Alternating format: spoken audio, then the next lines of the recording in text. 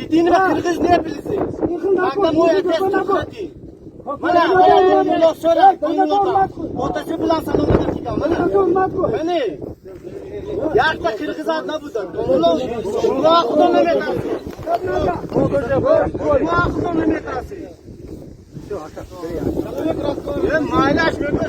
Şu söz verdiniz mi? Vallahi bir söz. Bana kelime şey yapıyorum. Mı işte yap? Ya durak işte.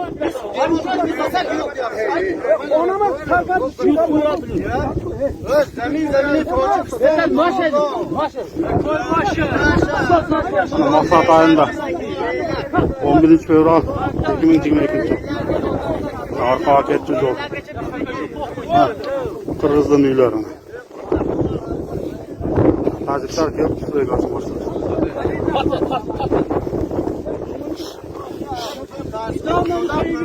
Ular işler tutan terör kılımız şu yolda syomka kıldı. Hatta xotunlar bu. Bu syomka kıldı.